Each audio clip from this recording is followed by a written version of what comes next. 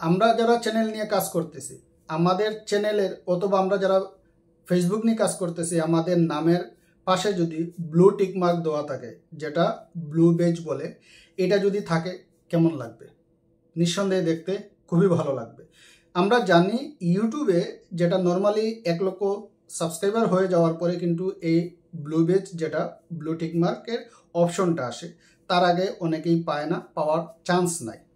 But ফেসবুকে ওই রকম হয়তো ছিল আগে বিগত দিনে, আমি জানি না, কিন্তু বর্তমানে এইটা কিন্তু অল্প ফলোয়ার্সে কিন্তু সেটা পেজ অথবা প্রোফাইল হতে পারে, এটা কিন্তু ফেসবুক দিচ্ছে।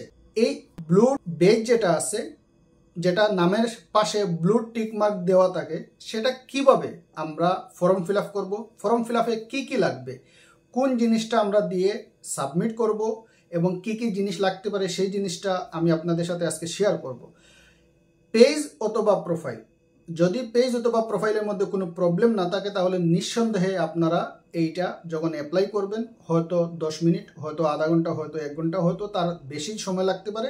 সাবমিট করার পরেই কিন্তু আপনারা আপনাদের পেজ প্রোফাইলের নামের পাশে কিন্তু আপনারা এই ব্লু টিক মার্ক যেটা আছে ব্লু বেজ, সেটা কিন্তু আপনারা পেয়ে যাবেন। চলুন ভিডিও শুরু করি। সম্মানিত ভিউয়ার্স, আজকে আমি আপনাদের দেখিয়ে দেব ফেসবুকের ব্লু ভেরিফিকেশন বেজ কিভাবে সেট করতে হয়। খুব সহজভাবে আপনাদের দেখিয়ে দেব, সম্পূর্ণ ভিডিও জুড়ে থাকবেন এবং দেখতে থাকুন।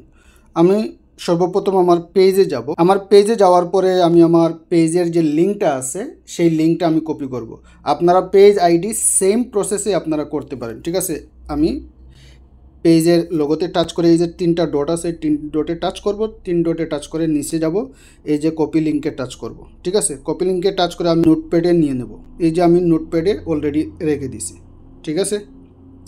আমি নোটপ্যাডে নেওয়ার পরে আমি আবার আসবো ফেসবুকে। এখান থেকে উপরের যে কর্নারের লোগো আছে সেই লোগোতে আমি টাচ করব। এই লোগোতে টাচ করার পরে এইভাবে প্রফেশনাল ড্যাশবোর্ড শো, বাদ বাকি যে অপশনগুলো আছে সেই অপশনগুলো আমাদেরকে শো করবে। এইখানে যে একটা অপশন আছে সেটা আমরা দেখতে পারতেছি যে হেল্প অ্যান্ড সাপোর্ট। এই হেল্প অ্যান্ড সাপোর্ট যে অপশন আছে সেই অপশনে আমরা টাচ করব। এইখানে টাচ করার পরে দেখতে পাচ্ছেন সর্বপ্রথম উপরে যেটা আছে হেল্প সেন্টার, এই হেল্প সেন্টারে আমরা টাচ করব। হেল্প সেন্টারে টাচ করার পরে এইভাবে ইন্টারফেস আসবে। এইখানে সার্চের যে অপশনটা আছে সেই সার্চের অপশনে আমরা লিখব ফেসবুক। শুধু ফেসবুক লিখলেই হয়ে যাবে বাদবাকি যে কাজগুলো। এই যে দেখেন ফেসবুক ব্লু ভেরিফিকেশন বেজ, এই যে ফেসবুক ব্লু ভেরিফিকেশন বেজ, এইটাতে আমরা টাচ করব, ঠিক আছে। এইটাতে টাচ করে আমরা সার্চ করব। সার্চ করার পরে এইখানে দেখেন অনেকগুলো অপশন আসছে। এইখানের মধ্যে সর্বপ্রথম যে অপশনটা request a verified badge on Facebook, এই যে সর্বপ্রথম যে অপশনটা, সেই অপশনটায় আমরা টাচ করব, ঠিক আছে। এইখানে টাচ করার পরে আমাদেরকে এইভাবে একটা ইন্টারফেস দেবে। এই ইন্টারফেসের নিচের দিকে দেখবেন, আর একটু নিচে নামবেন, এই যে দেখেন ফিল আউট দিস ফর্ম, এই যে ফিল আউট দিস ফর্ম এইখানে টাচ করবেন। এইখানে টাচ করার পরে এইভাবে ফর্মটা আসবে। এই ফর্মে সর্বপ্রথম যে জিনিসটা আমাদেরকে চাচ্ছে সেটা হলো কি যে হোয়াট আর ইউ ভেরিফাইং, আপনি পেজ করবেন না প্রোফাইল করবেন, একই সিস্টেম, জাস্ট আপনারা সিস্টেম দেখে নিলে করতে পারবেন। এইখানে দেখেন আমি পেজ করব, আমি পেজটা সিলেক্ট করলাম, ঠিক আছে। পেজটা সিলেক্ট করার পরে আমাকে, যেহেতু আমি পেজ থেকে করতেছি, দেখেন এইখানে আমার পেজ লিঙ্ক দেওয়ার জন্য আর কিছু চাচ্ছে না, ঠিক আছে। যদি আপনাদের এখানে পেজ লিঙ্ক শেয়ার করার জন্য চায় তাহলে অবশ্যই আপনারা পেজের যে লিঙ্কটা কপি করছেন সেটা আপনারা শেয়ার করে দেবেন, ঠিক আছে। তারপরে দেখেন ডকুমেন্ট, এই যে ডকুমেন্ট টাইপ যেটা আছে নিচে, এই ডকুমেন্ট টাইপে আপনারা কি দেবেন, driving licence, passport, national ID, এইগুলোর মধ্যে আপনারা যেটা দিয়ে ভেরিফাই করবেন সেটা দেবেন। আমি ন্যাশনাল আইডেন্টি কার্ড এটা সিলেক্ট করব। এটা সিলেক্ট করার পরে এইখানে দেখেন নিচে দিয়েছে চুজ ফাইলস, এই যে চুজ ফাইল, এইখান থেকে আমরা ন্যাশনাল আইডি কার্ডের যেটা সিলেক্ট করব তার এপিট ওপিট 2 পিটেরই কিন্তু আমরা ফটো সিলেক্ট করে নেব। এইখানে আমার যে আইডি কার্ড আছে সেটা আইডি কার্ড সিলেক্ট করে আমি এইখানে দিয়ে দিলাম, ঠিক আছে। এইভাবে আপনারা যেটা দেবেন সেটা কনফার্ম করে নেবেন।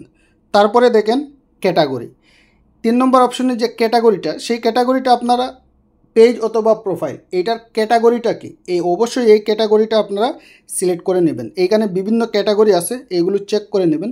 তবে নর্মালি আমরা প্রত্যেকেই একটাই ক্যাটাগরি সিলেক্ট করব, ডিজিটাল ক্রিয়েটর, ব্লগার, ইনফ্লুয়েন্সার, এটাই আমরা সিলেক্ট করব। ঠিক আছে, এটা আমরা সিলেক্ট করলাম।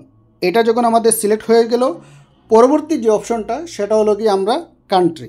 এই কান্ট্রি আমাদের অবশ্যই সিলেক্ট করতে হবে।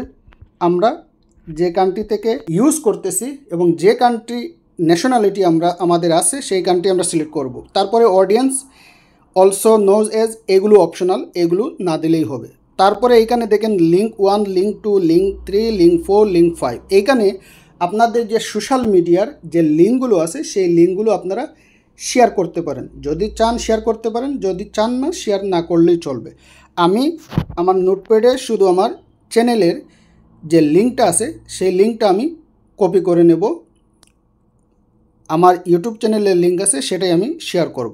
আপাতত এটাই শেয়ার করব। এখন দেখেন এখানে টাচ করলে লিঙ্ক কিন্তু শেয়ার হচ্ছে না। এখন করণীয় কি, খেয়াল করবেন এইখানে কিবোর্ডের মধ্যে এইখানে দেখেন উপরে একটা অপশন আছে, এই অপশনে টাচ করবেন। এইখানে অপশনে টাচ করলে এই যে লিঙ্কগুলো দেখতে পারতেছেন, এই লিঙ্কগুলো এইখানে চলে আসছে। এই লিঙ্ক থেকে এই লিঙ্ক টাচ করলে কিন্তু লিঙ্ক শেয়ার হয়ে গেছে। অনেক সময় কিন্তু দেখা যাবে লিঙ্ক শেয়ার করতে গেলে কপি পেস্ট হচ্ছে না, তখন ওই অপশনে টাচ করলে, কিপ্যাডের ওই অপশনে টাচ করলে আপনারা অবশ্যই লিঙ্ক শেয়ার করতে পারবেন। ঠিক আছে, তারপরে বাদবাকি আমি আর কিছু করতেছি না। আমি এখন চলে যাব নেক্সটে। এই নেক্সটে দেওয়া মাত্র একটু ওয়েট করবেন। এই যে দেখেন মিসিং রিকোয়ার্ড ফাইল, এই যে মিসিং রিকোয়ার্ড যেটা, এইটা আমাকে ফিল আপ করতে হবে। যদি আমি এইটা ফিল আপ না করি তাহলে অবশ্যই আমার এই পেজ ব্লু বেজ ভেরিফিকেশন পাবে না। আশা করি আজকের এই ছোট্ট ভিডিও থেকে আপনারা এই জিনিসটা জানতে পারছেন এবং বুঝতে পারছেন।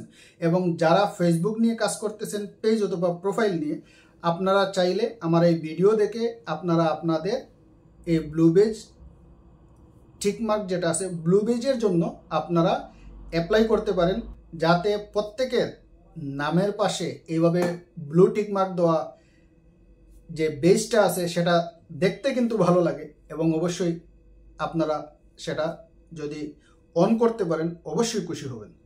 ভালো থাকবেন, সুস্থ থাকবেন। দেখা হবে আবারও নতুন কোনো ভিডিও নিয়ে। আল্লাহ হাফিজ।